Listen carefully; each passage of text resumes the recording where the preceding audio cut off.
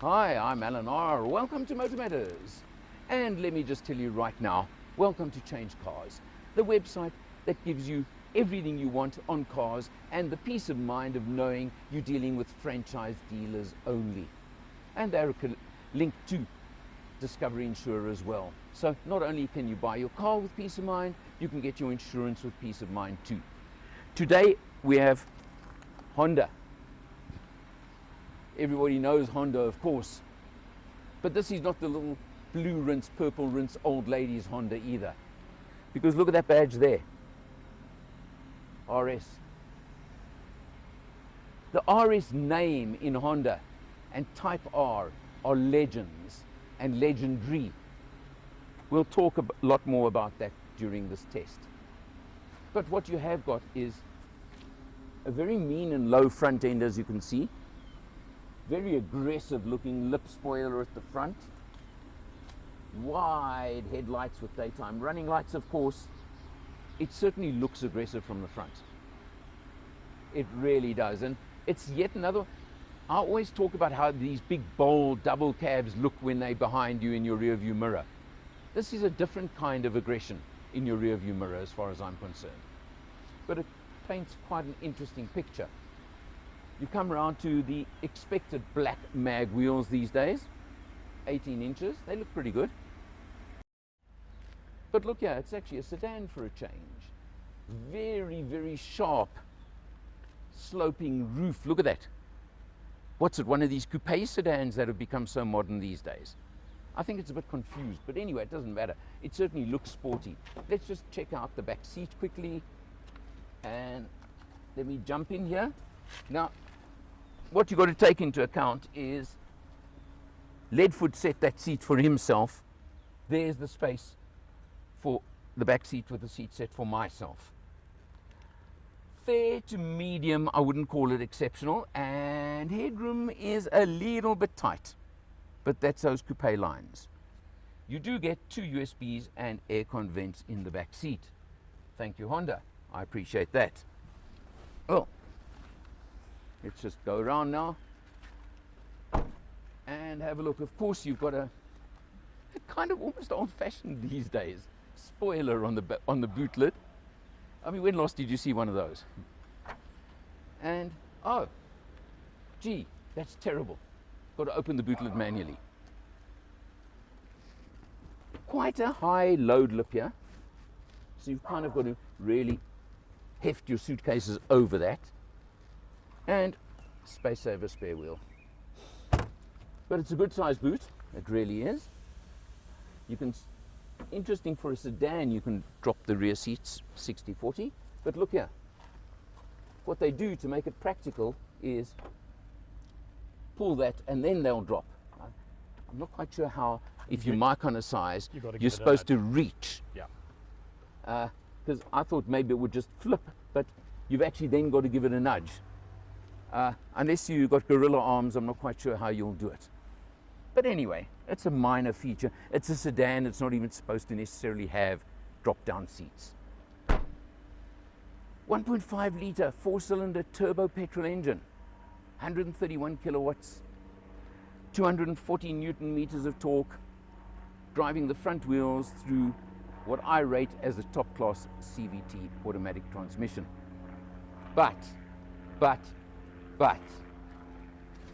does it live up to that badge? That is my question.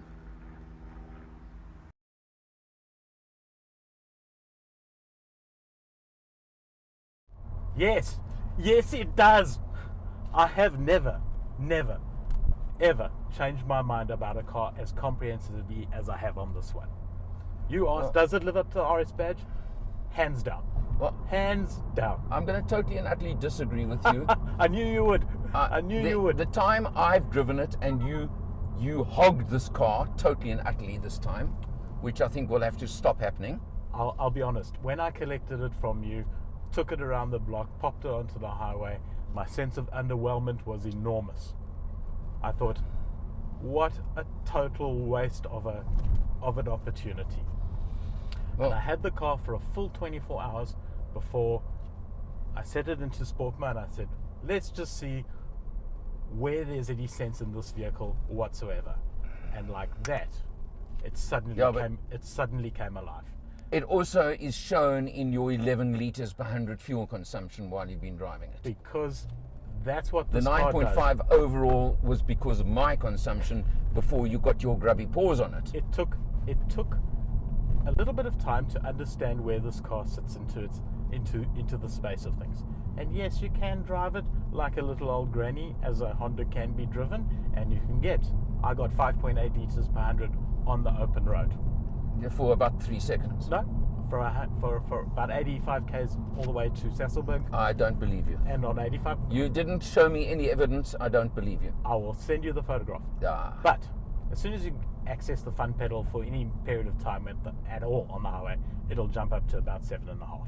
Well, realistically, I think it keeps going a lot higher than that. I think you can expect between 8 and 9 as a lifetime average on the car. Well, but let me get back to what this car is about. So, when you stick it in sport mode and you engage the flappy paddles and you say, let's go, the car transforms completely. It becomes a weapon of mass precision.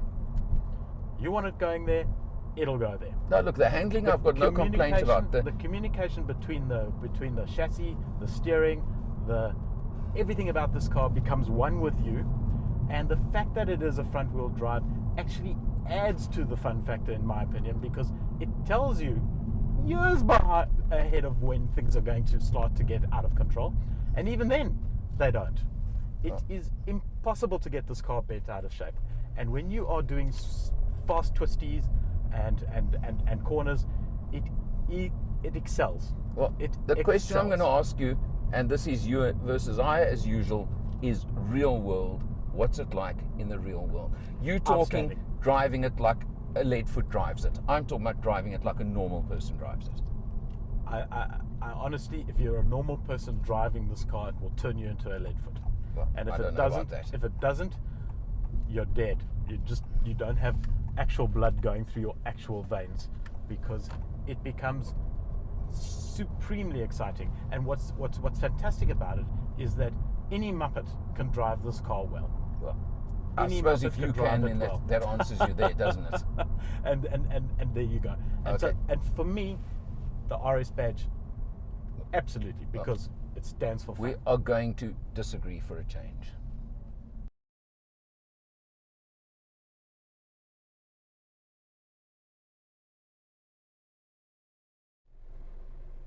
Starting on the dash as always, I just want to explain something to you. 435 kilometers on this test, 9.5 liters per 100. I'm very sorry, Al. Leadfoot did over 300 of those kilometers. I was showing 8, I think, when I gave it to him. You were showing 8.8. It's now, I mean, he has ruined it as he always does. I'm very sorry. I tried to get it to 11. You just misbehaved, that's all. You just couldn't quite get there. Interestingly, let's just look here. I would say this is an old-fashioned dash instrument panel. It is digital, but it kind of looks very analog. Watch this. How digital is that? See how the dashes all move? Yeah. And then you've got a fantastic cruise control info display, which I haven't seen the likes of other than on and very it's an active cruise control. German. It's an active cruise control, etc. It'll actually show you the cars, and it'll show you the car that it's setting its cruise control in, so you can actually match what it's seeing versus what's actually happening on the road. And surprisingly enough, I use that quite a lot. Okay, well, very nice feature. Okay, so you've got that. You've got now very unusual air vents. I've got to just show you these things. Absolutely stunning. It looks really good. This honeycomb effect, I'm total love and funny knobs over here to move them, which I found a bit awkward. It is super stylish. It is super Eastern. I think it's fantastic. Screen, I'm going to say, plucked on top of the dash again. Yeah, I really prefer ones that are integrated into the dash. I must be honest. This one is a decent res, and it is it's a nice res. Brightness. I'm not complaining about the screen. I'm just saying I wish more would be integrated into the dash. And they could have put a higher res camera on the back. They could have done not the greatest camera on the back. You can see where you go. You can indeed. So let's leave it at that. Look, the rest of the instrumentation is absolutely standard. I've mentioned you've got active cruise control, so it's got the full safety suite.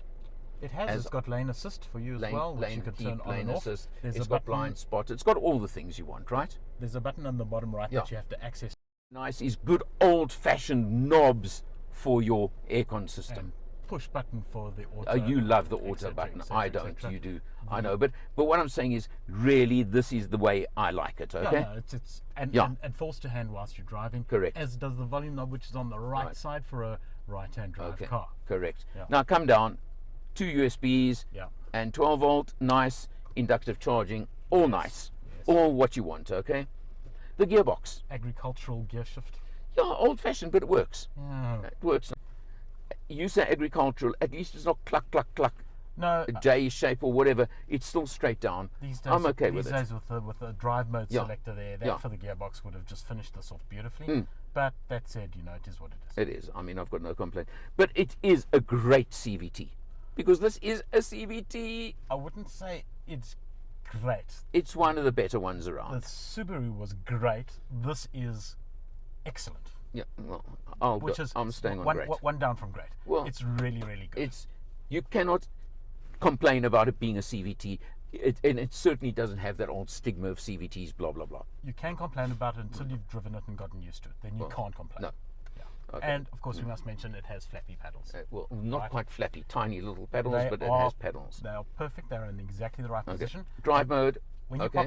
pop it into sport mode and you activate these, they stay active. Okay. You have to manually turn them off. And I by the way, like that. note the red on the dashboard when you go to sport mode. Let me do it again quickly, and there it shows up red, Yeah. as you expect these days. But look, it's got all those things. It's got a reasonable little cubby here. It's okay. It's not the point. Yeah, no, it's so yeah. We'll get into it when we're driving the car Right. as to where Okay, this car now- comes into its own. There are a couple of things I've got to say on this car. The price, 670,000 rand. 680 now. Okay, Yeah, just somewhere gone up right about again. there. Okay. Yeah. It's got the 1.5 turbo engine, Yeah. 131 kilowatts, 240 newton meters. Yeah. More than enough. Well, Oh, by the way, it's also got a Bose sound system we didn't mention. All right. Oh, you picked that up before I did. Yeah. Well, Okay. I picked it up earlier, but given the fact we had to turn the volume down. And it's because- got the old-fashioned little sunroof. and it's a small little one, and that's Yeah, great. yeah. Nice, well done. Yeah. Yeah. And manually to Okay, open the shade. We're on the price, and we're We're on on the the fact price. that on paper, does this thing justify an RS badge? I'm hesitant to call it.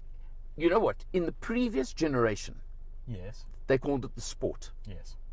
I'm happy with that name. Yes. The RS badge, I was expecting more. Okay. Because on I paper, really was. On paper, 131 kilowatts, 240 newton meters, 7-speed CVT. It's not adding up to a whole bundle of RS entertainment factor, is it? No, that's my point. Right. Let's get it on the road. Okay.